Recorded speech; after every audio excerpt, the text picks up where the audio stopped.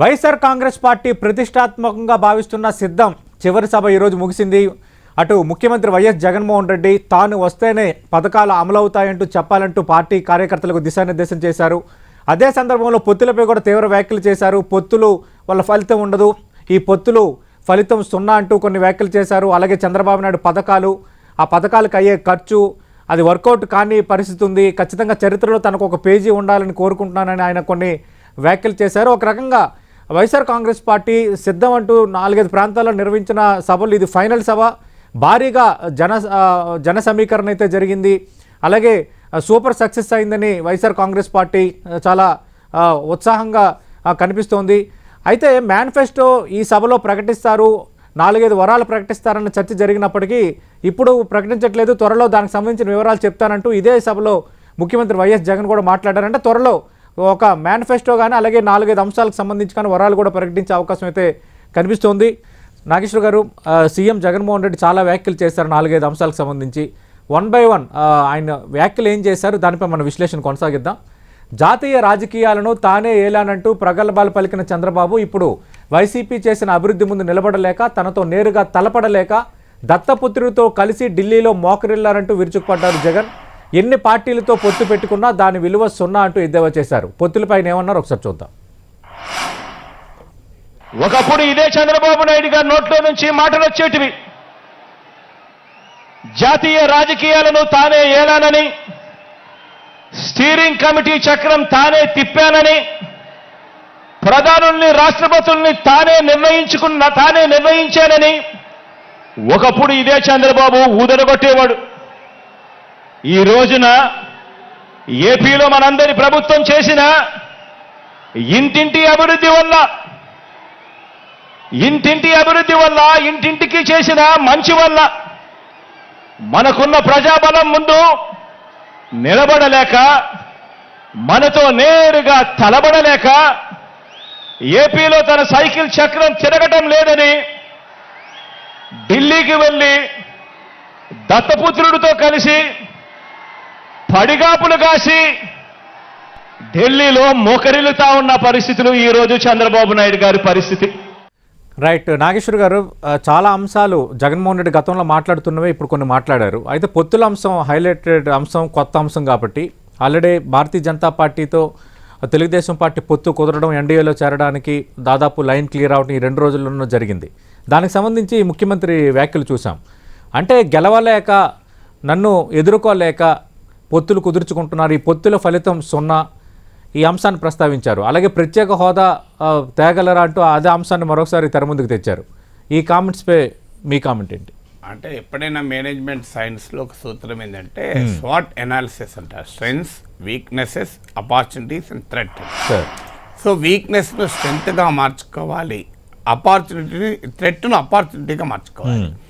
డెఫినెట్గా టీడీపీ జనసేన కలవడం, బీజేపీ కలవడం ఆపర్చునిటీ కాదో చెప్పలేను, కానీ బీజేపీ జనసేన కలవడం మాత్రం ఒక రకంగా టీడీపీ జనసేన కలవడం ఆ 2 పార్టీలకు ఆపర్చునిటీ, జగన్కు థ్రెట్. అందువల్ల నిజంగానే టీడీపీ జనసేన కలిసి ఉండకపోతే ఈ సిద్ధంలో అవసరమే ఉండేది కాదు. సో రాజకీయ బలాబలాల సమతుల్యతను కనుక మనం పరిశీలిస్తే క్లియర్గా వైసీపీకి టీడీపీకి మధ్య గ్యాప్ ఇప్పటికీ ఉంది ఫీల్డ్ పైన. అందువల్ల జనసేన కలవడమే ఆ గ్యాప్ ఫిలప్ చేయగలుగుతుందన్న కాన్ఫిడెన్స్ తెచ్చింది. జనసేన కలవడమే ఒక కీలకమైన పొలిటికల్ అరిథమెటిక్, అంటే ఇప్పుడు ఎన్నికలకు అత్యంత ప్రభావవంతమైన అంశం అది. అందువల్ల ఆ థ్రెట్ను ఆపర్చునిటీగా మార్చుకునే ప్రయత్నం జగన్మోహన్ రెడ్డి చేశాడు. అంటే దాని నుంచి తనను ఒక విక్టిమ్హుడ్, అంటే అందరూ కలిసి తనని అటాక్ చేస్తున్నారని ఈ స్ట్రాటజీ చాలామంది రాజకీయ నాయకులు చేస్తుంటారు. కేసీఆర్ కూడా తెలంగాణ ఉద్యమ సమయంలో ఈ బక్కోని పైన ఇంతమంది కలిసి వస్తున్నారు అని ఎద్దేవా చేసేవాడు, మీరు గుర్తుండే ఉంటుంది. 2018 అసెంబ్లీ ఎన్నికల సమయంలో కూడా కాంగ్రెస్, టీడీపీ, వామపక్షాలతో మహాకూటమి ఏర్పాటు చేస్తే కూడా ఈ బక్కోని నిధించడానికి ఇంతమంది వస్తున్నారు అని.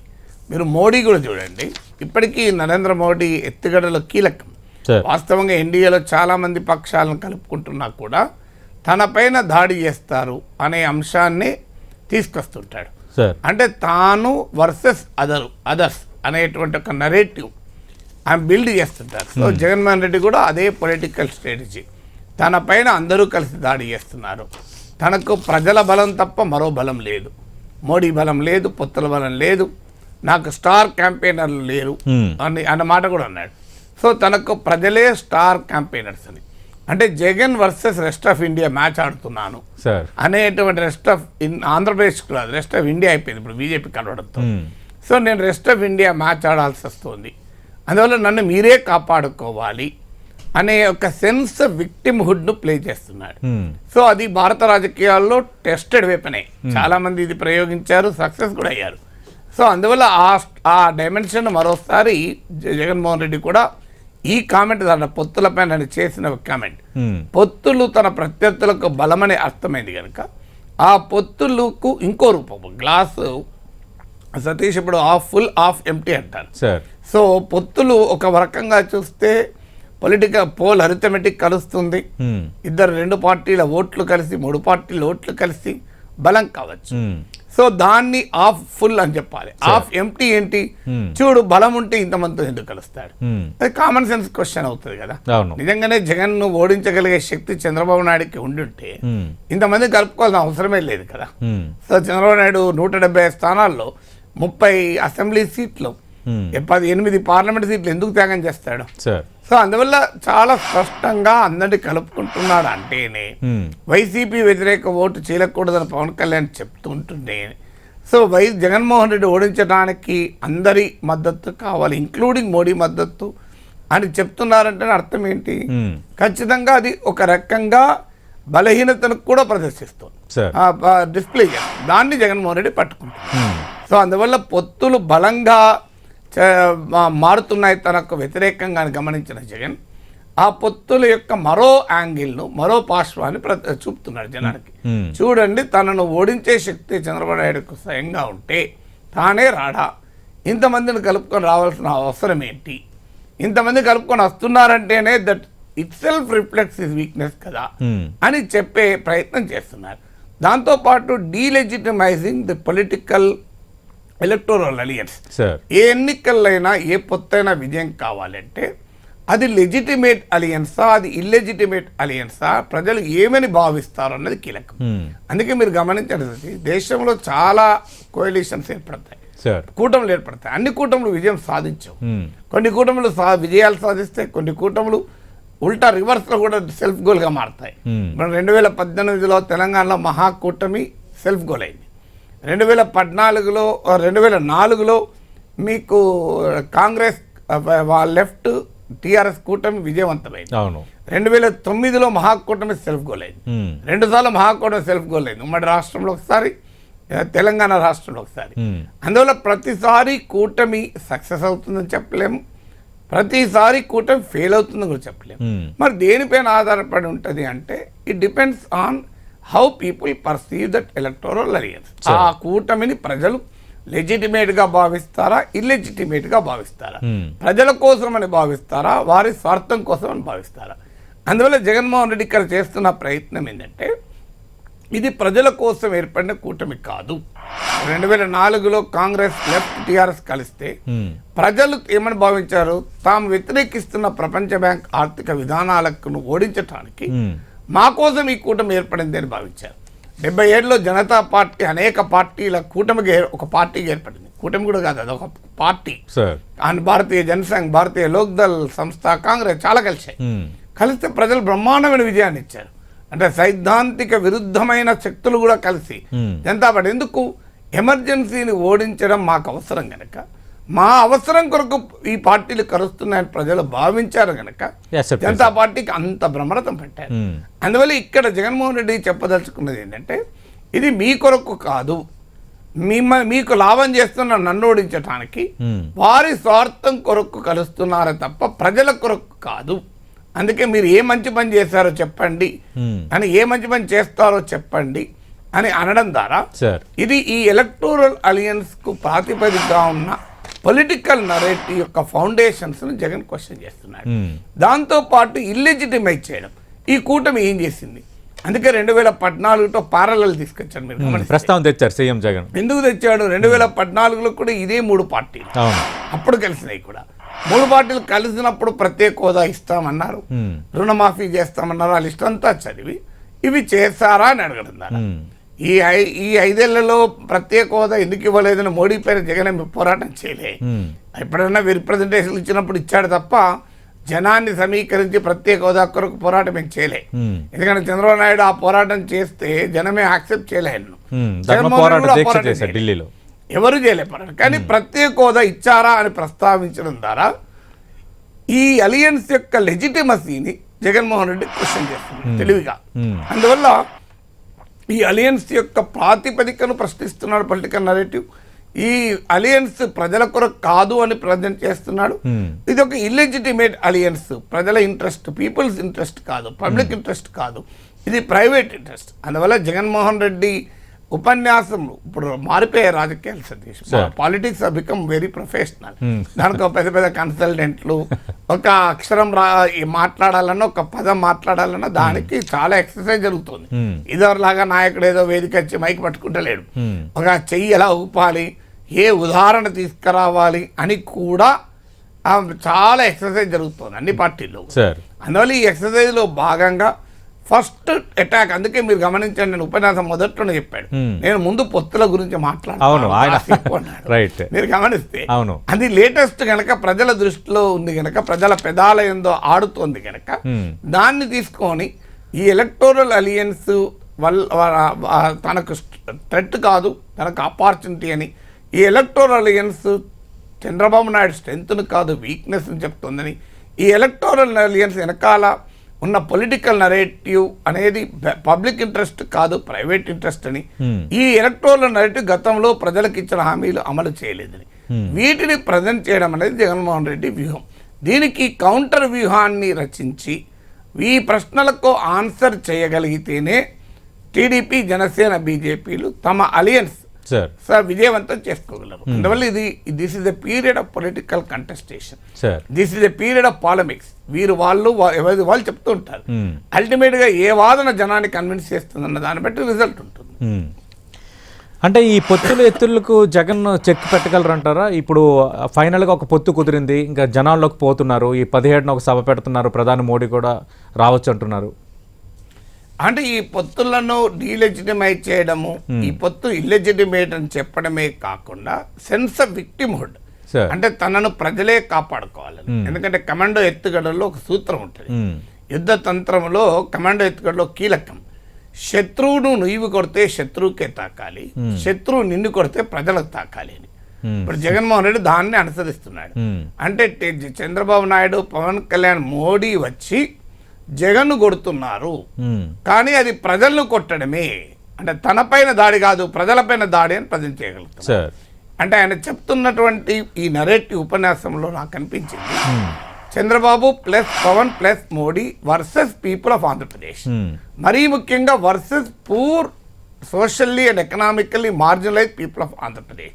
అందులో తన క్లాస్ వార్ సిద్ధాంతాన్ని చెప్పాడు కదా, సో తన వర్గ పోరాట సిద్ధాంతాన్ని చెప్పాడంటే పేదలు వర్సెస్ ధనికులు అని.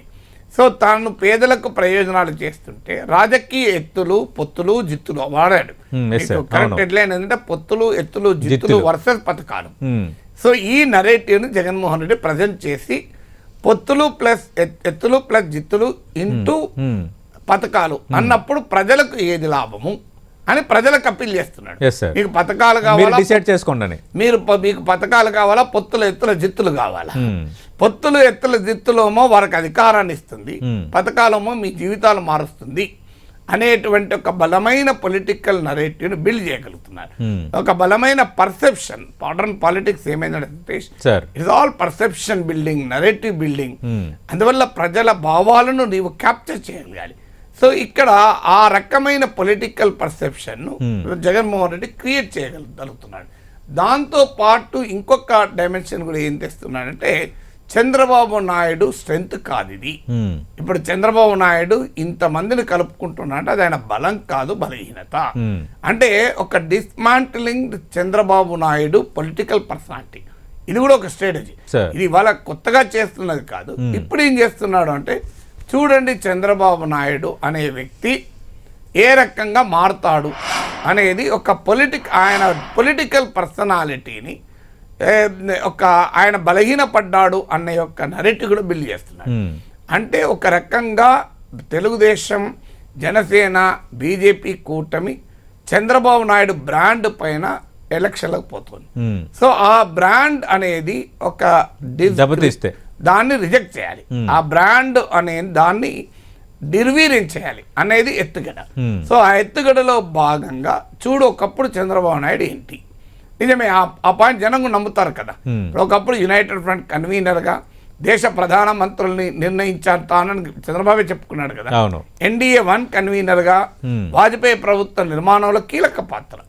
ఆ పొజిషన్ నుంచి సందర్భంలో ప్రధాని కూడా అవుతారంటూ ఇప్పుడు వచ్చిందని పొలిటికల్ సర్కిల్ చెప్తారు. కానీ అక్కడ కట్ చేస్తే ఇప్పుడు ఏంటి పరిస్థితి? మోడీ, అమిత్ షాలు చంద్రబాబు నాయుడు కోరికను మన్నించారు. కానీ ఇప్పుడు మన్నించారు, 3 రోజుల పాటు తిప్పించుకున్నారు, 3 వారాల పాటు వెయిట్ చేయించారు, పదే ఢిల్లీకి పిలిపించుకున్నారు. So who is the upper hand? మీరు ఈ ఎలక్టోరల్ అలయన్స్ లో 1% ఓటున్న బీజేపీ పైనుంది చెయ్యి, 40% ఓటున్న చంద్రబాబు నాయుడు చెయ్యి కింద ఉంది. సో ఈ పిక్చర్ ను జగన్ చూపెట్టాడు, అది ఎస్టాబ్లిష్ అయ్యింది కూడా. సో అది రియాలిటీ కూడా కనబడుతుంది. అందువల్ల ఆ రోజు అంత కీలక పాత్ర పోషించిన చంద్రబాబు నాయుడు ఇప్పుడు ఎందుకు ప్లీడింగ్ రోల్ ఉన్నాడు? ఆ రోజు కమాండింగ్ అండ్ డిమాండింగ్ రోల్ లో ఉన్నాడు, ఈ రోజు ప్లీడింగ్ రోల్ ఎందుకు ఉన్నాడు? ఎందుకంటే బీజేపీ నేతలు మాట్లాడేది మనం చూసాం కదా. జీవీ నరసింహారావు ఇక్కడే కూర్చొని నాకు ఇచ్చిన ఇంటర్వ్యూలు అన్నాడు, టీడీపీ వెంపర్లాడుతోంది. నిన్న కాక మన విష్ణువర్ధన్ రెడ్డి బీజేపీ సీఎం అవుతాడు, అసలు చంద్రబాబు నాయుడిని ఎన్ని అనాలని అన్నారు కదా అని ఇప్పుడు కూడా చూడండి ఎన్నిసార్లు తిప్పించుకున్నారు. ఏమున్నది, ఇది ఫైనల్ చేస్తానికి 10 నిమిషాల పని. అంటే నాగేశ్వర్ గారు రాష్ట్ర భవిష్యత్తు కోసం ఢిల్లీ వెళ్లాల్సి వచ్చింది. దాన్ని ప్రజెంట్ చేస్తూ జగన్ బ్రాండ్ చంద్రబాబు ఎలా ఫెయింట్ అయింది, ఎలా పేల్ అయిపోయింది అనేది చెప్పారు. దానికి కౌంటర్ గా brand Chandrababu versus brand Jagan అని మీరు గమనించండి. ఇక్కడ ఉపన్యాసం బిగినింగ్ లో ఎక్కడ మీ జగన్ మీ బిడ్డ అన్నాడు, రాజశేఖర్ రెడ్డి బిడ్డ మీ అన్న మీ బిడ్డ మీ జగన్, మీ జగన్ 3 పదప్రయోగాలు. రాజశేఖర్ రెడ్డి మొదట్లో ఉపన్యాసాలు తీయండి 5 ఏళ్ళకి 10 ఏళ్ళ కింద, మీ రాజశేఖర్ రెడ్డి బిడ్డ చెప్తున్నాడు, మీ రాజన్న బిడ్డ చెప్తున్నాడు. ఇప్పుడు ఆ స్టేజ్ దాడిపోయింది. అందువల్ల బ్రాండ్ జగన్ తో ప్రజెంట్ చేస్తున్నాడు. Brand Jagan versus brand Chandrababu అనేటువంటి ఒక డైమెన్షన్ ముందుకు తెస్తున్నాడు సార్. అంటే ఇప్పుడు రాష్ట్ర భవిష్యత్తు కోసమే పొత్తులు కుదుర్చుకుంటున్నాము, త్యాగాలకు కూడా సిద్ధపడుతున్నామని చంద్రబాబు చెప్తున్నారు ఈ పొత్తుల అంశంకి. అంతకుముందు మీరు ఇందాక ప్రస్తావించినట్టు ఒకప్పుడు తిరిగిలేని బలమైన నాయకుడుగా ఉన్న చంద్రబాబు నాయుడు ఒక 8 ఎంపీలు 30 ఎమ్మెల్యేలు వదులుకునే పరిస్థితి అనేది ఒక బలహీనతను కూడా సూచిస్తుంది అనేది. అంటే ప్రజలు దీన్ని విశ్వసిస్తారా? రాష్ట్ర భవిష్యత్తు కోసమే పొత్తులు పెట్టుకుంటున్నారు అన్నట్టు చంద్రబాబు మాటని అసలు ప్రజలు నిర్ణయించాలి. కానీ ప్రజలు విశ్వసిస్తారా లేదా అన్నది ఇది అన్ ఎలిమెంట్ ఆఫ్ స్పెక్యులేషన్. కానీ వాస్తవం అయితే రాష్ట్ర ప్రయోజనాలు లేవు. రాష్ట్ర ప్రయోజనాలకి ఏంటి చెప్పండి? ప్రత్యేక హోదా ఇస్తానని మోడీ చెప్పాడా? పోనీ చంద్రబాబు కండిషన్ పెట్టి జగన్ ప్రస్తావించారు ఈరోజు. చంద్రబాబు కండిషన్ పెట్టిండా? అంటే ఏ కారణాలతోనైతే 2019కి ముందు ఎన్డీఏ నుంచి వాకౌట్ చేశారు, బయటకు వచ్చారు, బయటకు వచ్చడానికి చెప్పిన ఏ అంశము ఈ 5 ఏళ్లలో ఫుల్ఫిల్ కావాలి 6 ఇయర్స్లో. మరి ఎందుకు వెళ్తున్నాడు? ఆ రోజు ఎందుకు వచ్చాడో చెప్పాడు, ఇలా ఎందుకు వెళ్తున్నాడో చెప్పారా? ఒక్కటే మాట ఏం చెప్తున్నారు, జగన్ పాలనలో విధ్వంసమైన రాష్ట్రాన్ని ఒక కేంద్ర సహకారంతో నిర్మిస్తానని. సరిగ్గా ఇదే మాట 2014 చెప్పాడు. విభజన చేత విధ్వంసమైన రాష్ట్రాన్ని పునర్నిర్మించాలంటే కేంద్రం సహకారం కావాలి అన్నాడు. 4 ఏళ్ళు తిరిగాక మోడీ సహకరిస్తలేడు, మోడీ దుర్మార్గుడు, మోడీ అన్యాయం చేస్తున్నాడని చెప్పి బయటకు వచ్చారు. మళ్ళీ వాళ్ళ మోడీ సహకారంతో మళ్ళీ నిర్మిస్తా అంటున్నాడు. ఒకరోజు మోడీ సహకారంతో నిర్మిస్తానని కలిసి కూటమి కంటే అధికారంలోకి వచ్చి 4 ఏళ్ళు తిరిగాక మోడీ సహకరించడు అని చెప్పి మళ్ళీ వాళ్ళ మోడీ సహకరిస్తానని నమ్మకం ఎట్లా కుదిరింది? ఆ రోజు సహకరించలేని మోడీ ఈ రోజు ఎందుకు సహకరిస్తాడు? ఆ రోజు దేశానికి రాష్ట్రానికి పనికిరాని మోడీ ఇవాళ ఎందుకు పనికొస్తాడు? అంటే చంద్రబాబు నాయుడు పాలిటిక్స్ లో ఉన్న ఛాలెంజ్ అది. 2 ఎక్స్ట్రీమ్లకు వెళ్తాడు. ఈవెన్ జగన్ కూడా ఆ మోడీకి పైన అవిశ్వాస తీర్మానం ప్రవేశపెట్టాడు 19కి ముందు. ఇప్పుడు అవిశ్వాస తీర్మానానికి జగన్ మోడీకి అనుకూలంగా ఓటేశాడు. ఈవెన్ జగన్ ఏమి కన్సిస్టెంట్ గా ఉన్నాడని చెప్పలేం. సో అంతకుముందు ఎంపీలు రాజీనామాలు కూడా చేశారు. ఈ మధ్య అవిశ్వాస తీర్మానం పెడితే బీజేపీకి వ్యతిరేకంగా ఆ అవిశ్వాస తీర్మానం జగన్ మద్దతు ఇచ్చాడు, బీజేపీకి మద్దతు ఇచ్చాడు. సో అందువల్ల టీడీపీతో పొత్తు పెట్టుకున్న పార్టీకి జగన్ మద్దతు ఇస్తూ వచ్చాడు కదా పార్లమెంట్ లో. ఇప్పుడే కాదు, తర్వాత 5 ఏళ్ళకి కూడా ఇస్తాడు. కానీ ఇక్కడ అందరికీ అర్థమైందంటే ఆయనకి ఏవో కష్టాలు ఉన్నాయి పాపం. ఓ సిబిఐ కేసులు ఉన్నాయి, ఈడీ కేసులు ఉన్నాయి, అందువల్ల ఏ మోడీతో పెట్టుకుంటే ప్రమాదం పెట్టుకుంటలేడు అనేటువంటి భావన అందరికి అర్థమవుతుంది కూడా. కానీ పెట్టుకున్న ఆయన కూడా మారుతున్నాడు. కానీ చంద్రబాబు నాయుడు ఈ యొక్క ఫ్రీక్వెన్సీ కానీ ఆయన 2 ఎక్స్ట్రీమ్లకు, ఒకసారి ఏమో సంక్షేమం మొత్తమే వద్దని గతంలో అన్న మాటలు మనకందరికీ తెలుసు కదా. చౌక విద్యుత్ ఇస్తే కరెంట్ దిగల బట్టలు వేసుకోదాని వాళ్ళకి వస్తాయని. అప్పుడు అక్కడి నుంచి ఎక్స్ట్రీమ్కి వెళ్ళి కంప్లీట్ ఇప్పుడు సంక్షేమ పథకాలు, ఒక్కవైపు ఏమో సంక్షేమ పథకాలతో రాష్ట్రం దివాలా తీస్తుంది, శ్రీలంకగా మారిపోతుంది. మరోవైపు ఏమో జగన్ కు యాడ్ చేసి సంక్షేమ పథకాలు, జగన్ అమ్మ దీవెన మా ఒక్కరికి ఇస్తా అంటే 2కి ఇస్తా, జగన్ కన్నా ఒక కాస్త 2-3 రూపాయలు ఎక్కువ ఇస్తా అంటాడు. సో దీనికి ఒక ప్రాబ్లం కూడా ఏంటంటే చంద్రబాబు నాయుడు అనుకూల మీడియా జగన్మోహన్ రెడ్డి చేసే సంక్షేమ పథకాలు ఏమో రాష్ట్రాన్ని ఆర్థికంగా దివాలా తీస్తాయి, శ్రీలంక మారుస్తాయి, ఇది వృధా వ్యయము అని రోజు తిరుగుతుంటాయి. అదే మీడియాలో మళ్ళీ చంద్రబాబు నాయుడు గొప్ప పథకాలు చెప్తున్నాడు, జగన్ కన్నా గొప్ప పథకాలు చెప్తున్నాడు అంటారు. అరే ఈ 2 పరస్పర విరుద్ధమైన వాదనలే కదా. సో ఈ వాదనలే కన్ఫ్యూజన్ క్రియేట్ చేస్తున్నాయి. ప్రజలకు అంగీకరించాలంటే నీ నరేటివ్ లో కన్సిస్టెన్సీ ఉండాలి. ఒకవైపు ఏమో సంక్షేమ పథకాలు దివాలా తీస్తాయని చెప్తూ మళ్ళీ నేను అంతకన్నా మెరుగైన సంక్షేమం ఇస్తా అంటే, మెరుగైన పథకాలు అమలు చేస్తా అంటే మరి నీవు చెప్తున్న దానికి నీవే కౌంటర్ కదా. ఉమ్మడి రాష్ట్రంలో చంద్రబాబు నాయుడు ఒక దాన్ని నిలబడేవాడు. అప్పుడు వరల్డ్ బ్యాంక్ ఒక రిపోర్ట్ లో మెచ్చుకున్నది, braving the political risk this man is committed to reforms అని. అంటే రాజకీయ నష్టాలు ప్రమాదాలు ఉన్నా కానీ సంస్కరణలకు కట్టుబడి ఉంటాడు అని. సో ఆ పేరు కూడా పోయింది ఇప్పుడు. అప్పుడు ఆ పేరున్న మంచో చెడో ఈయన ఒక పాత్ ఎన్నుకుంటాడు, ఆ పాత్ కొరకు నిలబడతాడు, దానివల్ల అభివృద్ధి అవుతుంది అంటాడు. ఇది సంక్షేమానికి ఈ ఉచితాలకు వ్యతిరేకం అనే స్టాండ్. ఇక్కడికి వచ్చేసరికి ఏమవుతుంది, ఒకవైపు ఏమో పథకాలు మంచివి కావు, శ్రీలంకలాగా అవుతాడు, మరోవైపు అందుకని ఎక్కువ చేస్తా అంటాడు. సో ఇది జనం యాక్సెప్ట్ చేయని పరిస్థితి. మీకు తెలంగాణలో కూడా అదే జరిగింది గమనిస్తే. ఒకవైపు ఏమో కాంగ్రెస్ పథకాలు అమలు చేయాలంటే ఖజానా సరిపోదు అని బీఆర్ఎస్ నేతలు బహిరంగంగా చెప్పారు. కేటీఆర్ మళ్ళీ వాళ్ళ మేనిఫెస్టోలు ఇంతగానే ఎక్కువ చెప్పారు. ఇంకా 10 110 రూపాయలు యాడ్ చేసి చెప్తున్నారు. యాడ్ చేసి పెంచుతూ వచ్చారు. వీళ్ళు 4,000 అంటే వాళ్ళు 5,000, 15,000 అంటే 16,000 ఇట్లా. జనం యాక్సెప్ట్ చేయలే. కాంగ్రెస్ వాళ్ళు చెప్తానేమో బడ్జెట్ సరిపోదు, లెక్కలు చూపెట్టండి, మాకు ఎట్లా అమలు చేస్తారో చెప్పండి అని అడిగారు. మరి మీరు అంతగానే ఎక్కువ అన్నప్పుడు ఎట్లా సరిపోతారు? సో అది జనం యాక్సెప్ట్ చేయరు కదా. మీకు జయప్రకాష్ నారాయణ లాంటి వాళ్ళు కేటీఆర్ ఇంటర్వ్యూలో కాంగ్రెస్ పార్టీ దేశాన్ని అమ్ముకోనైనా పథకాలు అమలు చేస్తుంది తిట్టాడు. మరోవైపు కేసీఆర్ పథకాలు చాలా గొప్పగా ఉన్నాయని మెచ్చుకున్నాడు. అందుకే జనం యాక్సెప్ట్ చేయలేదు. చూడండి మీరు అంటే ఒకవైపు కాంగ్రెస్ అమలు చేస్తే ఆ పథకాల వల్ల ఆర్థిక వ్యవస్థ నిర్వీర్యమవుతుందని, మళ్ళీ కేసీఆర్ అమలు చేస్తే మాత్రం మంచి జరుగుతుంది, జనం ఎట్లా ఒప్పుకుంటారు? రైట్. మీరు అన్నట్టుగా టీడీపీకి ఇప్పుడు అదే పరిస్థితి. ఒకనప్పుడు మీరు ఇందాక అన్నట్టుగా శ్రీలంక అయిపోతుంది, పప్పు బెల్లాల్లో డబ్బులు పనిచేస్తున్నారు, ఒక కన్సిస్టెన్సీ లేదని. కానీ ఇప్పుడు చంద్రబాబు నాయుడు పెట్టిన సూపర్ 6 హామీల్లో నగదు బదులు హామీలు కూడా ఉన్నాయి. దానికి సంబంధించి కూడా ముఖ్యమంత్రి మాట్లాడారు. చంద్రబాబు నాయుడు హామీలపై సీఎం జగన్ ఏం అన్నారో ఒకసారి చూద్దాం. చంద్రబాబు నాయుడు గారు చెప్పే ఈ హామీలు మళ్ళీ ప్రజలను ఎంతగా మోసం చేసేందుకు చెప్తా ఉన్నాడు అని ఒక్కసారి ప్రతి ఒక్కరూ కూడా ఆలోచన చేయమని అడుగుతా ఉన్నా. మరి ఈ డబ్బు ఎక్కడి నుంచి తెస్తారు అని అంటే చంద్రబాబు గారు మాట్లాడరు. ఇదే అంశాల మీద సుదీర్ఘంగా కూడా ప్రజలందరికీ కూడా తెలియాలి అని అసెంబ్లీలో సుదీర్ఘంగా దీని గురించి వివరించడం కూడా జరిగింది. రైట్. నాగేశ్వర్ గారు, ఈ మధ్య మనం చూస్తున్నాం, ఆ మధ్యకాలంలో బడ్జెట్ సందర్భంగా గవర్నర్ ప్రసంగానికి ధన్యవాదాలు తెలిపే తీర్మానంలో చర్చలో భాగంగా జగన్మోహన్ రెడ్డి లెక్కలు చెప్పారు. నాకు ఇప్పుడు పథకాలకి ఇంత ఖర్చు అవుతుంది, చంద్రబాబు నాయుడు చెప్తున్న పథకాలకి ఇంతకు మించే అవుతుంది అంటే నాకే కష్టం అవుతుంది అన్న నేపథ్యం ఉంటే ఇంకా చంద్రబాబు నాయుడు ఈ హామీలు ఎలా నెరవేరుస్తాడని ఈరోజు కూడా ఆయన ప్రస్తావించింది ఏంటి, సూపర్ 6 అంటూ 6 హామీలు మరో హామీతో కలిపి 83,000 కోట్లు అవుతాయి. ఖచ్చితంగా అమలుపరచాల్సిన కార్యక్రమాలు దాదాపు 53,000 కోట్ల వరకు ఖచ్చితంగా ఉన్నాయి, అది ఎవరైనా అమలుపరచాల్సిందే. ఇది చంద్రబాబు వల్ల సాధ్యం కాదని, ఇది ఎంతవరకు పబ్లిక్ విశ్వసించే వాతావరణం ఉంటుంది? అంటే లెక్కలు జనానికి పెద్దగా అర్థమైన కాకపోయినా ఫండమెంటల్ క్వశ్చన్ అయితే వస్తుంది. జగన్మోహన్ రెడ్డి ఉచితాలు పెట్టి ప్రజల అకౌంట్లో డబ్బులు వేసి ఉమ్, ఒక రాంగ్ పాలనా మోడల్ను అమలు చేస్తున్నాడు అన్నది టీడీపీ వాళ్ళు. ఉమ్, దానికి కౌంటర్గా చంద్రబాబు నాయుడు ఏం చెప్తున్నాడు, నేను అంతకన్నా మెరుగైన పథకాలు అమలు చేస్తా, వాలంటీర్ వ్యవస్థ కూడా రద్దు చేస్తానులే, మీరు గమనించండి. వాలంటీర్ వ్యవస్థ ద్వారా జగన్మోహన్ రెడ్డిని విమర్శించి ఇప్పుడు ఏం చెప్తున్నారు, ఈ వాలంటీర్ వ్యవస్థ ఇంకా మెరుగుపరుస్తా అంటున్నాడు.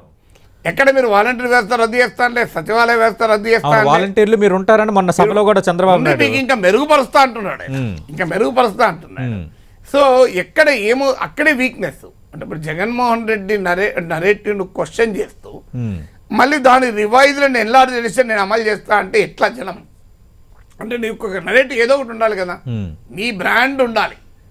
జగన్ బ్రాండ్ తప్పంటావు, అంతకన్నా బిగ్గర్ బ్రాండ్ నేనే చేస్తాను. ఎస్ సార్, ఇది ఎలా ఉంది అంటే వెనకడికి ఒక సామెత ఉంది. ఉమ్, ఒక ఇంటికి ఒక బిచ్చగాడు వస్తాడు. ఉమ్, వచ్చినప్పుడు అమ్మ భిక్షాందేయి అంటే కోడలు వచ్చి లేదయ్యా ఏం లేదు అంటాడు. ఉమ్, వెళ్ళిపోతుంటే ఎదురుగా ఒక అత్త బిందె నీళ్ళు కుండ నీళ్ళు మీద పెట్టుకొని వస్తుంటది. ఉమ్, ఏమైంది ఇక్కడ అమ్మ మీ ఇంటికి పోయి వచ్చారమ్మా, ఉమ్, అడిగితే ఏమీ లేదన్నారు మీ కోడలు. అట్టంటే రా అన్నది.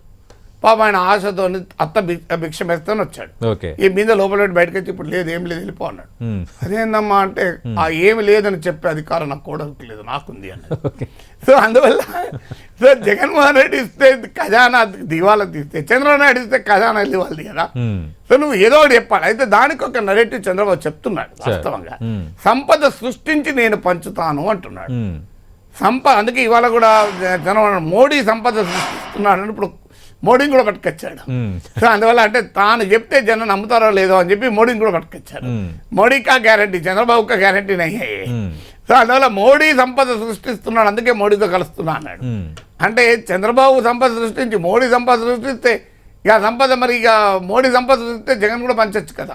దేశంలో సంపద మోడీ సృష్టిస్తే అవును, ఏ అంతలో రాష్ట్రంలో సంపద ఉంటుంది. పంచొచ్చు కదా. ఉమ్, సో అందువల్ల ఆ సంపద సృష్టిస్తాను అనేటువంటి ఒక బ్రాండ్ చంద్రబాబు తీసుకెళ్తున్నాడు. ఉమ్, నేను సంపద సృష్టించి సంక్షేమం అమలు చేస్తాను, జగన్ సంపద లేకుండా సంక్షేమం అమలు చేస్తున్నా అంటారు. ఉమ్, ప్రజలకు ఇవన్నీ పట్టవు, ప్రజలకు నాకు సంక్షేమం వస్తుందా లేదా. ఉమ్, అందుకే మీరు గమనిస్తే సంక్షేమ పథకాలు అమలు చేస్తున్నాడు, అభివృద్ధి లేదు అనేది కౌంటర్ నరేటివ్గా ఉందని ఉమ్, ఇవాళ మీరు ఉపన్యాసం జగన్ ఉపన్యాసం చూడండి, బిగినింగ్లో సంక్షేమ పదం వాడతలేడు, అభివృద్ధి అనే వాడుతున్నాడు. ఎస్ సార్, మీ ఇంటికి అభివృద్ధి తీసుకొచ్చాను అన్నాడు.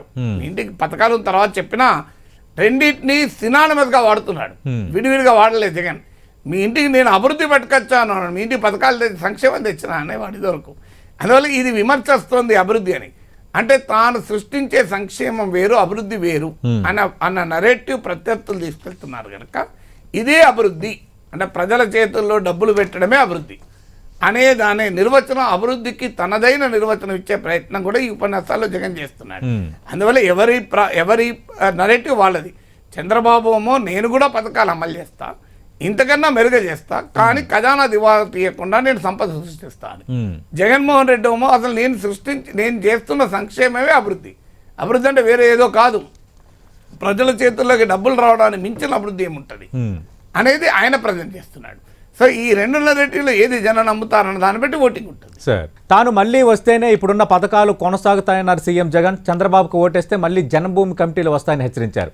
వారు చేసే ఆగడాలు మితిమీరిపోతాయన్నారు. మళ్ళీ లంచాలు, వివక్షల రాజ్యం వస్తుంది, అందరూ ప్రభుత్వ కార్యాలయాల చుట్టూ తిరగాల్సిన పరిస్థితి వస్తుందన్నారు సీఎం. ప్రభుత్వ పథకాల కోసం లైన్లో నిల్చోవలసిన పరిస్థితి ఉంటుందన్నారు. ఆయన ఏమన్నారో ఒకసారి చూద్దాం. సీఎంగా మళ్ళీ అన్న వస్తేనే అమ్మ ఒడి అనే పథకం కొనసాగుతుంది, చిక్కటి చిరునవ్వులతో మళ్ళీ పిల్లలు బడులకు పోగలుగుతారు అని చెప్పండి. మళ్ళీ సీఎంగా అన్న వస్తేనే చేయూత పథకం అందుతుంది అని చెప్పండి. మళ్ళీ సీఎంగా అన్న వస్తేనే రైతు భరోసాగా రైతన్నకు తోడుగా నిలుస్తుంది అని చెప్పి కూడా చెప్పండి.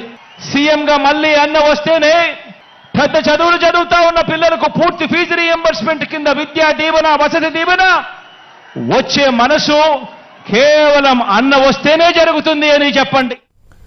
రైట్, నాగేశ్వర్ గారు, పదే పదే ముఖ్యమంత్రి ఈ మధ్యకాలంలో చెప్తోంది తాను వస్తేనే ఈ పథకాలన్నీ అమలవుతాయని ప్రతి ఇంటికి వెళ్ళి చెప్పండి.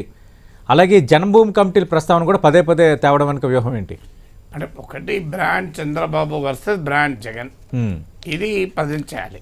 ఎందుకంటే this in age of political salesmanship. Sir, నువ్వు ఆధునిక మార్కెటింగ్ ఎక్సర్సైజ్ అంటే పలానా ప్రోడక్ట్ ఎట్లుంది, నా ప్రోడక్ట్ ఎట్లుంది, ఫలానా ప్రోడక్ట్లో లోపం ఏంటి, నా ప్రోడక్ట్లో దాన్ని మీరు ఎలా అధిగమించగలరు. ఓకే, ఇదే కదా మార్కెటింగ్, ఆధునిక మార్కెటింగ్ అంటే. సో ఆధునిక మార్కెటింగ్ పాలిటిక్స్లో కూడా ఎంటర్ అయింది. సో చంద్రబాబు నాయుడు పాలనలో ఉన్నటువంటి పాజిటివ్ అంశాలని టీడీపీ చెప్పుకుంటుంది. ఇప్పటికీ చూడు, హైదరాబాద్ ఆధునిక నగర నిర్మాణము, ఐటీ రంగము, ఐటీ రంగం సృష్టించిన సంపద, ఇదంతా చంద్రబాబు నాయుడు చెప్పుకుంటాడు కదా. సో దీనికి భిన్నంగా జగన్మోహన్ రెడ్డి చెప్పేది ఏంటి, అయ్యా నువ్వు చంద్రబాబు నాయుడు అంటే ఐటీ కాదు గుర్తొచ్చేది, జన్మభూమి కమిటీలు. వాస్తవంగా ఐటీ గుర్తొస్తుంది, జన్మభూమి కమిటీలు కూడా గుర్తొస్తాయి. జన్మభూమి కమిటీలకు ప్రజలకు చాలా బ్యాడ్ ఎక్స్పీరియన్స్ ఉంది, అది నిజం. సో జన్మభూమి కమిటీలు యాక్సెప్ట్ చేస్తేనే పథకాలు వచ్చేవి. జన్మభూమి కమిటీలు ఒక రకంగా తెలుగుదేశం పార్టీ కమిటీలుగా ఉండేవి. సో జన్మభూమి కమిటీలు వర్సెస్ ఆర్డినరీ పీపుల్, వీటిల మధ్య ఒక రకమైన ఘర్షణ ఉండేది. సో దాన్ని ఇప్పుడు అది ప్రజలు బాగా వ్యతిరేకించారు కూడా. చంద్రబాబు నాయుడు ఓటమిలో ఒక ముఖ్యమైన అంశం అది జన్మభూమి కమిటీలు. సో ఆ బ్యాడ్ ఎక్స్పీరియన్స్ను, ఆ బిట్టర్ ఎక్స్పీరియన్స్ను మళ్ళీ ప్రజలకు గుర్తు చేయడం, మళ్ళీ ప్రజలకు గుర్తు చేయడం ద్వారా సమస్య. మీకు తెలంగాణ ఎన్నికల్లో కూడా కేసీఆర్ అదే చేశాడు కదా. సో ఉమ్మడి రాష్ట్రంలో ఉండే సమస్యలు, నీళ్ళ కష్టాలు, కరెంటు కష్టాలు, వాటి పదే ప్రస్తావించారు ఇక్కడ కేసీఆర్ కూడా. సో అందువల్ల ఎవరైనా వాళ్ళకి అనుకూలమైన పాయింట్స్ను ప్రజెంట్ చేస్తూ ఉంటారు. సో జగన్మోహన్ రెడ్డికి కూడా ఆ జన్మభూమి కమిటీలు వర్సెస్ వాలంటీర్ వ్యవస్థ, ఇక్కడే సమస్య ఏమవుతుంది అంటే టీడీపీ ఏం చెప్పుకోవాలి. నిజంగానే జన్మభూమి కమిటీల పట్ల ప్రజల్లో పాజిటివ్ పర్సెప్షన్ ఉంటే తెలుగుదేశం పార్టీ మేనిఫెస్టోలో పెట్టాలి, మళ్ళీ నేనేమో వాలంటీర్ వ్యవస్థను తీసేసి జన్మభూమి కమిటీలు పెడతామని చెప్పాలి కదా. అవును. సో ఇఫ్ టీడీపీ బిలీవ్స్, ఇప్పుడు చంద్రబాబు పెట్టిన జన్మభూమి కమిటీలు ఉన్నాయి, జగన్ పెట్టిన వాలంటీర్ వ్యవస్థ ఉంది, రెండిట్లో ఏది మెరుగైందని ప్రజలు భావిస్తే దానికి ఓట్లు పడతాయి కదా. అందువల్లనే జగన్మోహన్ రెడ్డి తన వాలంటీర్ వ్యవస్థ ఓట్లు తెస్తుందని నమ్ముతున్నాడు. అందుకే జన్మభూమి కమిటీలను చూపెడుతున్నాడు, అది విలన్గా, తన వాలంటీర్ వ్యవస్థను హీరోగా చూపెడుతున్నాడు. టీడీపీకి కూడా తన జన్మభూమి కమిటీలపై నమ్మకం ఉంటే ఈ వాలంటీర్ వ్యవస్థ రద్దు చేసి మేము మళ్ళీ జన్మభూమి కమిటీలను పెట్టి పథకాలు అమలు చేస్తామని గట్టిగా చెప్పాలి. రైట్, చెప్తేనే అది కన్విక్షన్ కదా.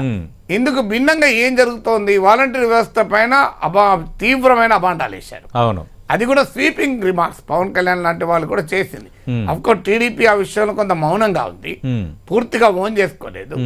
కానీ మొదట్లో వీరికి అర్థం కాలేదు వాలంటీర్ వ్యవస్థ పట్ల ఎలా స్పందించాలి. కానీ చంద్రబాబు కూడా ఒక సందర్భంలో ఒక వ్యాఖ్య చేశారు, ఇంటికి వెళ్ళి వాలంటీర్లు ఇంట్లో మగవాళ్ళు లేనప్పుడు తలుపులు కొడుతున్నారని. పవన్ కళ్యాణ్ చాలా గట్టిగా అన్నాడు, పవన్ కళ్యాణ్ అన్నారు. సో బట్ ఏదైనా ఇప్పుడు వాలంటీర్ వ్యవస్థ వ్యతిరేక వైఖరి అయితే తీసుకున్నారు. ఇప్పుడు ఏమంటారు, వాలంటీర్ల వ్యవస్థ అలాగే ఉంటుంది, మీరు ఎక్కడా పోరు, మిమ్మల్ని మరింత మెరుగుపరుస్తాం, మీకు నైపుణ్యాన్ని పెంచుతాం, మీకు ఇంకా ఎక్కువ ఆదాయం వచ్చేలా చేస్తాం అంటున్నారు.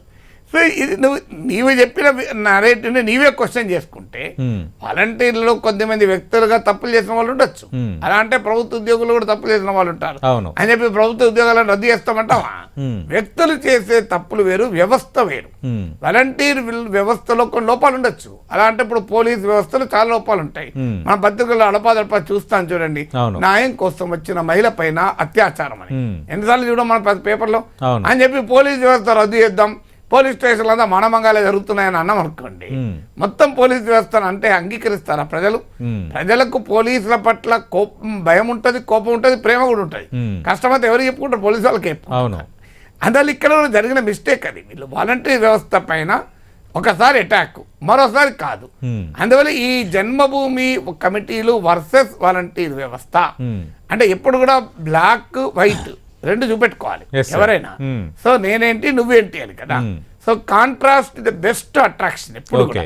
సో మనకు ఏదైనా గమనించిన రెండు కలర్లు మనం కాంట్రాస్ట్ ప్రిఫర్ చేస్తాం. So always people believe in contrast. So ఇప్పుడు మోడీ ఏం చెప్తున్నాడు, ఒకవైపు ఏమో పరివారవాది, కుటుంబ పార్టీలు, బాబ్ బేటా, ఒకవైపు ఏమో చాయ్ వాలా, స్టేషన్లో ఛాయ్ అమ్ముకున్న వ్యక్తి ప్రధానమంత్రి. ఈ నరేటివ్ పదే చెప్తున్నారు కదా. ఒకవైపు ఏమో అయ్య వారసత్వంతో నాయకులు, ఒకవైపు ఏమో కుటుంబమే లేని వ్యక్తి, ముందు వెనక ఎవరు లేరు. సో ఈ నరేటివ్ని ఈ కాంట్రాస్ట్ పట్టుకొస్తున్నాడు మోడీ కూడా, మీరు గమనించండి. ఒకవైపేమో strong leader with a strong party, మరోవైపేమో అతుకుల బొంత ఎవరి నాయకుడో తెలియదు. సో అందువల్ల కాంట్రాస్ట్ ఎప్పుడు కూడా వైట్ ఆల్వేస్. మీరు ఎక్కడైనా చూడండి సినిమా పాటల్లో కూడా కాంట్రాస్ట్ ఉంటుంది. లవకుశ సినిమాలో అద్భుతమైన పాట ఉంది. సో లక్ష్మణుడు ఏమో శ్రీరామచంద్రుని ప్రత్యేకతలు చెప్తుంటాడు, లవకుశులమో క్వశ్చన్ చేస్తుంటారు, మీరు గమనించండి.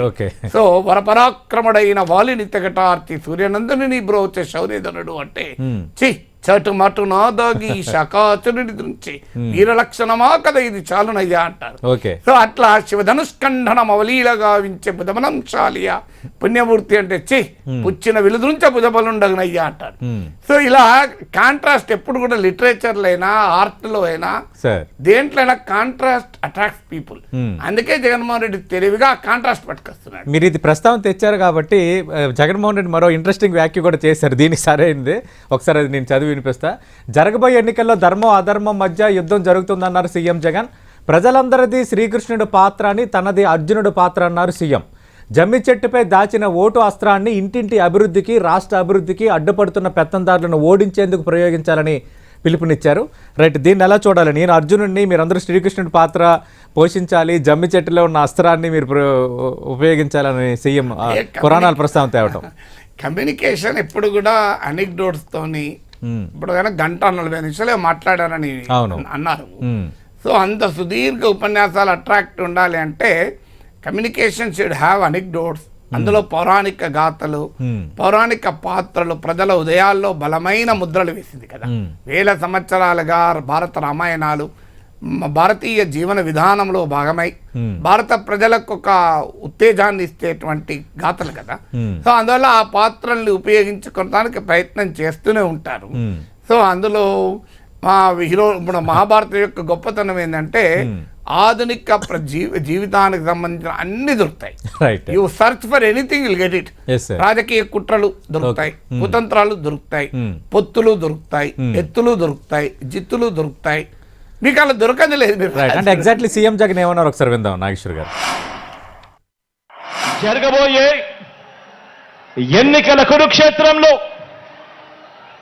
ధర్మ అధర్మాల మధ్య జరిగే ఈ యుద్ధంలో, విశ్వసనీయతకు వంచనకు మధ్య జరగబోయే ఈ యుద్ధంలో శ్రీకృష్ణుడి పాత్ర మీది, ప్రజలందరిది. అర్జునుడి పాత్ర మీ బిడ్డది, మీ అన్నది, మీ తమ్ముడిది. సార్ మనం చూసాం, మీరు ఇందాక ప్రస్తావించిందే. అందుకే అర్జునుడి పాత్ర అంటూ కూడా మీ అన్న, మీ తమ్ముడు, మీ కొడుకు, మీ మనవడు అని పార్థ, అర్జున, కిరీటి, ధనంజయ, బీభత్స, ఫల్గుణ, సవ్యసాచి ఇలా 10 పేర్లు ఉన్నాయి అర్జునుడికి. సో కిరీటి ఇట్లా 10 పేర్లు ఉన్నట్లే జగన్ కూడా 10 రూపాయల్లో జనాన్ని చెప్పుకుంటున్నాను. మీ అన్న, మీ తమ్ముడు, మీ కొడుకు, మీ బిడ్డ, మీ మనవడు. సో అది అందుకే నేను అన్నది, ఇలాంటివి ఏంటంటే రొటీన్ ఉపన్యాసాలు జనాన్ని అట్రాక్ట్ చేయవు. సో కమ్యూనికేషన్, పొలిటికల్ కమ్యూనికేషన్ అయినా, ఎనీ కమ్యూనికేషన్ అయినా, if it is sandwiched with anecdotes. Even మీకు హరికథలు కూడా, నేను చాలా చిన్నప్పుడు హరికథలు ఎక్కడ జరిగితే అక్కడ ఉండేవాళ్ళం మా ఊర్లో. సో హరికథల్లో కూడా పిట్టకథలు చెప్తూ ఉంటారు. మధ్యలో హరికథకు ఉంది. మీరు మహాభారతం కూడా చదవండి, అనేక చిన్న కథలు ఉంటాయి. ఆ కథలు చాలా అట్రాక్టివ్గా ఉంటాయి. వల్ల that the part of the political strategy. దానికి ఎవరికి వాళ్ళు, అంటే మహాభారతం ప్రత్యేకత ఏంటంటే అన్నీ ఉంటాయి. సో ఇప్పుడు ఆధునిక పాత్రలకు కావాల్సిన ప్రతి పాత్ర దొరుకుతుంది అక్కడ. సో హీరో దొరుకుతాడు, విలన్ దొరుకుతాడు, సహనటులు దొరుకుతారు, హీరోయిన్లు దొరుకుతారు. సో అత్యాచారాలు చేసే విలన్లు దొరుకుతారు. సో మనకు సినిమాలలో హీరోయిన్ పైన అత్యాచార ప్రయత్నం చేసిన పాత్ర మీకు మహాభారతంలో ఉంటుంది. ద్రౌపది పైన దుశ్శాసనుడు జరిపిన అత్యాచారం, దుశ్శాసన పర్వం ఉంటుంది, దుశ్శాసన దుర్వినీతి పర్వం అన్ని ఉంటాయి అందులో. అందుకే దాన్ని ఒక ఎఫెక్టివ్గా మీరు సినిమా పాటలలో వాడతారు. పొలిటికల్, ఇప్పుడు సిరివెన్నెల సీతారామశాస్త్రి సినిమాలో అంటాడు, ఈ సమాజాన్ని అగ్గితో కడిగే అని చెప్తూ అంటాడు, రామబాణ మార్పిందా రావణ కాష్టం, కృష్ణ గీత పిందా నిత్య కురుక్షేత్రం. సో అందువల్ల ఈవెన్ మహాకవి శ్రీశ్రీ లాంటి వాడే అంటాడు కదా, జగన్నాథ రథ చక్రాలు వస్తున్నాయని. సో నాస్తికుడైన శ్రీశ్రీ కూడా జగన్నాథ రథచక్రాలు వాడాడు. ఆ జగన్నాథ రథచక్రాలు ఇంగ్లీష్లో కూడా పదమైంది. మోడీ మీకు ఇప్పుడు జగ్గర్నాట్ అంటారు. ఇప్పుడు మోడీ జగన్నాథ రథచక్రాలు మోడీ జగ్గర్నాట్ అంటారు. ఇంగ్లీష్లో ఆ జగన్నాథ్ పదం కూడా జగన్నాథ రథచక్రాల నుంచి వచ్చింది. సో ఇంగ్లీష్ పదం కూడా అయిపోయింది జగన్నాథ రథచక్రాలు. అది సింబాలిజం అనేది పొలిటికల్ కమ్యూనికేషన్ లో ఒక తెలివైన వ్యూహం కదా. ఓకే, అంటే అలాగే మేనిఫెస్టోకి సంబంధించి కూడా సీఎం జగన్ కొన్ని కామెంట్స్ చేశారు. కిచిడి మేనిఫెస్టో వాళ్ళేదంటూ సంబోధించారు. ఆయన ఏమన్నారు ఒకసారి చూద్దాం. అందులో భాగంగానే చంద్రబాబు నాయుడు గారు ఈ మధ్యకాలంలో మేనిఫెస్టో అని కిచిడి వాగ్దానాలన్నీ కలిపాడు. కర్ణాటకలో నుంచి కొన్ని, తెలంగాణలో నుంచి కొన్ని, అన్ని రకాల మేనిఫెస్టోలన్నీ అది వాళ్ళ హామీలన్నీ కలిపి ఒక కిచిడి మేనిఫెస్టో తీసుకొచ్చాడు. రైట్, ఈ కిచిడి మేనిఫెస్టో వ్యాఖ్యలపై మీ కామెంట్ ఏంటి? నాకు కిచిడి చాలా రుచికరమైన వంటకం. ప్రపంచంలో చాలా పాపులర్ డిషెస్లో కిచిడి ఒకటి. కిచిడి ఏమి చెడ్డదేం కాదు. ఉపనిషత్తులు చెప్పాయి మంచి ఆలోచనలు అన్ని వైపుల నుంచి రానియండి అని. అందువల్ల వేరే రాష్ట్రాల మేనిఫెస్టోని తీసుకుంటే తప్పని అనను. అల్టిమేట్గా ఏది ప్రజలకు ఉపయోగమని. కానీ ఇప్పుడు ఆ 14 ఏళ్ళు ముఖ్యమంత్రిగా చంద్రబాబు నాయుడు ఉన్నాడు, 5 ఏళ్ళు ముఖ్యమంత్రిగా జగన్ ఉన్నాడు.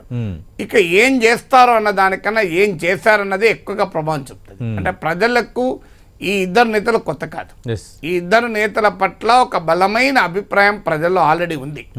సో ఆ ప్రజల్లో అభిప్రాయం ఆల్రెడీ ఉంది కనుక ఆ అభిప్రాయం డామినేట్ చేస్తుంది నువ్వేం చెప్తావు అన్న దానికన్నా కూడా. సో ఇప్పుడు మీకు 2009లో ఉదాహరణ ఉంది. మనకు రాజశేఖర రెడ్డి ఒక్క పథకం కూడా ప్రవేశించారు, కానీ ఎన్నికల్లో గెలిచాడు. చంద్రబాబు నాయుడు ఇంటింటికి 2000 రూపాయలు ఇస్తామన్నారు.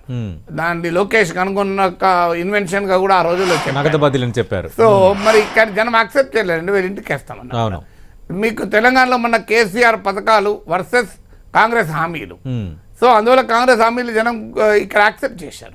అంటే అక్కడేమో యాక్సెప్ట్ చేయలేదు ఒక ప్రతిపక్షం, ఇక్కడేమో యాక్సెప్ట్ చేశారు. అందువల్ల ఎప్పుడు కూడా అనేక ఫ్యాక్టర్స్ ప్రజల అభిప్రాయాల్ని నిరంతరం ప్రభావితం చేస్తూనే ఉంటాయి. అందులో మేనిఫెస్టోలు రాబోయే పథకాల కన్నా కూడా జగన్ పాలన పట్ల ప్రజలు ఏమనుకుంటున్నారు, జగన్ కు ఉన్న పర్సనాలిటీ, పొలిటికల్ పర్సనా అంటారు, చంద్రబాబు నాయుడుకున్న పొలిటికల్ పర్సనా ఏంటి, ఈ రెండింటి మధ్యనే ప్రజల కంపారిజన్. ప్రజలకు ఆల్రెడీ ఈ రెండు విజువల్స్ ఆల్రెడీ ఉన్నాయి. ముద్ర కొత్తగా మోడల్ ఇవ్వాల్సిన అవసరం లేదు కదా. అందువల్ల manifestos play a very little role. అందులో ఈ మేనిఫెస్టోలు కిచిడి అయినా ఏదైనా అల్టిమేట్ గా there is an history of performance of both leaders. ప్రజలు దాని ఆధారంగా ఒక నిర్ణయం తీసుకుంటారు తప్ప కొత్తగా చెప్పే వాటి ఆధారంగా నిర్ణయం తీసుకుంటారని అనుకోను. ఈ పథకాలు కూడా ఏమయ్యంటే ఇప్పుడు రాజశేఖర రెడ్డి ఆరోగ్యశ్రీ పెట్టారు, ఇప్పటికి ఎవరు ఆపారు దాన్ని? కాంగ్రెస్ పార్టీ ఉపాధి హామీ పథకం పట్టుకొచ్చింది, మోడీ కంటిన్యూ చేయడం లేదా? దానికి పేరు కూడా మార్చలే, మహాత్మా గాంధీ అది, లేదా రాజీవ్ గాంధీ అని ఉంటే తీసేసారు, మార్చేవాళ్ళు. కానీ దాన్ని మహాత్మా గాంధీ ఉంది కదా, దాన్ని మార్చలే, పేరు కూడా మార్చలేదు. మీకు ఫీ రీఎంబర్స్మెంట్ రాజశేఖర రెడ్డి పట్టుకొచ్చారు, మార్చారా? ఎన్టీ రామారావు 2 రూపాయల కిలో బియ్యం ఎప్పుడో చెప్తే రూపాయి కిలో బియ్యం అయింది, దాన్ని ఎవరైనా మార్చారా? చాలా పథకాలు మార్చారు, మీరు గమనిస్తుండే. ఎందుకంటే ఆ పథకం వెరీ పాపులర్ అయితే ఇప్పుడు ఆల్రెడీ రైతు బంధు కేసీఆర్ పట్టుకొచ్చాడు, ఇప్పుడు కాంగ్రెస్ దాన్ని అమలు చేయడం లేదా? ఇంకా దాని revise and enlarge edition. Chandrababu Naidu అంతకుముందు ప్రకటించిన సూపర్ 6 అమ్మఒడి ఇవన్నీ ఉన్నాయి, అన్నీ ఉన్నాయి. దానికి అంటే పేరు మార్చారు, మా తల్లి మాతృవందనం అనేది పేరు మార్చారు, మా తల్లికి వందనం, మా తల్లికి వందనం, పేర్లు మార్చడమే తప్ప. అందువల్ల ఎప్పుడు కూడా పథకాలకు వచ్చే వరకు ఏమైతుందంటే క్రెడిబిలిటీ అనేది కీలకమైంది. అందుకే జగన్మోహన్ రెడ్డి చాలా తెలివిగా పదం వాడుతున్నారు, మీరు గమనించండి. విశ్వసనీయతకు వంచనకు మధ్య పోరాటం అని. అవును. సో ఆ కాంట్రాస్ట్ అడుగడుగునా పట్టుకొస్తున్నాడు. అందుకే విశ్వసనీయత వర్సెస్ వంచన, పేదలు వర్సెస్ పెత్తందారి, ఇలాంటి పదప్రయోగాలు ఎక్కువగా సీఎం వాడుతున్నారు. ఈ పదాలు ఎందుకు వాడుతున్నారు అంటే తనకంటూ ఒక బ్రాండ్, అంటే రాజశేఖర రెడ్డి కాలం నుంచి వచ్చినటువంటి ఆ బ్రాండ్ను వెల్ఫేర్ బ్రాండ్ను ఉపయోగించుకునే ప్రయత్నం చేస్తున్నారు. సో అందువల్ల ఇప్పుడు చంద్రబాబు నాయుడు అనుడితోనే కొంత మనకు డెవలప్మెంట్ బ్రాండ్ గుర్తొస్తుంది. అన్న కాదన్నా ఆ మేరకు కూడా చంద్రబాబు నాయుడు పట్ల గౌరవం ఇప్పటికీ కూడా మిడిల్ క్లాస్లో ఉండడానికి కారణం అదే కదా. సో అందువల్ల చంద్రబాబు అనుడితోనే ఒక బ్రాండ్ గుర్తొస్తుంది, డెవలప్మెంట్ బ్రాండ్. జగన్మోహన్ రెడ్డి అనుడితోనే ఒక వెల్ఫేర్ బ్రాండ్ గుర్తొస్తుంది. దాంట్లో పరిమితులు ఉండొచ్చు, దీంట్లో పరిమితులు ఉండొచ్చు, ఓవర్లాపింగ్ ఉండొచ్చు. కానీ ఒక నాయకుడు over a period of time ఒక బ్రాండ్ ఎస్టాబ్లిష్ చేసుకుంటారు. ఇతర పనులు ఉండొచ్చు. సో సచిన్ టెండూల్కర్ బౌలింగ్ వేసి కూడా వికెట్ తీసుకున్న సందర్భం ఉండొచ్చు. కపిల్ దేవ్ కూడా బౌలింగ్ వేస్తాడు, బ్యాటింగ్ చేస్తాడు. బట్ ఒక కపిల్ దేవ్కు ఉన్న బ్రాండ్ కపిల్ దేవ్కు ఉంటుంది, సచిన్ టెండూల్కర్ బ్రాండ్ సచిన్ టెండూల్కర్ ఉంటుంది. అవును. సో నువ్వు 10 పనులు చేసినా ఒక పని బ్రాండ్గా ఉంటుంది. సో అందువల్ల ఆ బ్రాండ్ అనేది నేను ఎలక్ట్రానిక్స్ విద్యార్థిని సైన్స్ కూడా మాట్లాడతాను. కానీ నాగేశ్వరరావు అంటే ఒక రాజకీయ విశ్లేషకుడు, ఆర్థిక ఒక బ్రాండ్ ఉంటుంది నాకు. సో అందువల్ల ప్రతి ఒక్కరికి ఒక బ్రాండ్ ఉంటుంది. సో ఆ బ్రాండ్ను తాము ప్రజెంట్ చేసుకునేటువంటి ప్రయత్నం చేస్తారు. రైట్. నాగేశ్వర్ గారు, మనం ముగించే ముందు హిస్టరీలో తనకు ఒక పేజీ ఉండాలని నేను అదే కోరుకుంటున్నాను. పేద ప్రజలు సంతోషంగా ఉండాలి, వాళ్ళ జీవితాలను ఒక లెవెల్కి తీసుకువెళ్ళాలనేది నా జీవిత లక్ష్యం అని జగన్ అన్నారు. ఆయన ఏమన్నారు ఒకసారి చూద్దాం. ఏమిటంటే హిస్టరీ ఉన్నంత కాలం మీ బిడ్డ పేరు ప్రతి హిస్టరీ బుక్ లో ఉండిపోవాలన్నదే మీ బిడ్డ కోరిక. మీ బిడ్డకు అధికారం ఎందుకు కావాలో తెలుసా? ప్రతి పేదవాడి ముఖంలో చిరునవ్వును చూడడం కోసం. మీ బిడ్డకు అధికారం ఎందుకు కావాలో తెలుసా? ప్రతి పేదవాడి ఇంట్లో కూడా మీ బిడ్డ ఫోటో చిరకాలం ఉండాలని, చనిపోయిన తర్వాత కూడా మీ బిడ్డ ఎప్పుడూ పేదవాడి గుండెల్లో బ్రతికే ఉండడం కోసం మీ బిడ్డకు అధికారం కావాలి. దానికోసమే మీ బిడ్డ అధికారం అడుగుతున్నాడు. అంటే ఇప్పుడు ఎలక్షన్స్ అనేది పార్లమెంటరీ డెమోక్రసీ అయినా మన దేశంలో అది ప్రెసిడెన్షియలైజ్ అయిపోయాయి. అందువల్ల వ్యక్తుల చుట్టూ రాజకీయ పార్టీలు, వ్యక్తుల చుట్టూ రాజకీయ వ్యవస్థ, వ్యక్తుల చుట్టూ ప్రజల పొలిటికల్ చాయిసెస్ కూడా నిర్మాణం అవుతుంది. ఇప్పుడు భారతీయ జనతా పార్టీ లాంటి బలమైన ఐడియాలజీ ఉన్న పార్టీ కూడా బీజేపీ కా గ్యారంటీ అంటలేడు, ఏ మోడీ కా గ్యారంటీ హై అంటున్నాడు. మీరు గమనించండి. యాడ్స్ లోనే కాదు, మోడీ ఉపన్యాసాలు నా కుటుంబ సభ్యులారా అంటున్నాడు. మీరు గమనించండి. ప్రతి మీటింగ్ లో కూడా తెలుగులో కూడా నా కుటుంబ సభ్యులారా అంటాడు, మేరా పరివార్ అంటున్నాడు. సో అందుకు అంటున్నారంటే ఆ ఇమేజ్, పర్సనల్ ఇమేజ్. ఈవెన్ పథకాలకు కూడా అవే పేర్లు పెడుతున్నారు కదా, జగన్ అన్న, చంద్రన్న, కేసీఆర్ కిట్టు. సో ఆ పేర్లు కూడా ఇదివరలాగా పాత నాయకుల పేర్లు కూడా పెడతలేరు, ఇప్పుడు ఈ నాయకుల పేర్లే పెట్టుకుంటున్నారు. సో అందువల్ల ప్రెసిడెన్షియలైజ్ అయ్యాయి కనుక బ్రాండ్ జగన్, నేను మొదట్లో చెప్పినట్లు బ్రాండ్ రాజశేఖర్ రెడ్డిని కూడా దాటి ఈ ఎలక్షన్ ఏంటంటే రాజశేఖర్ రెడ్డి బిడ్డగా అనే ఎలక్షన్ కాదు ఇది.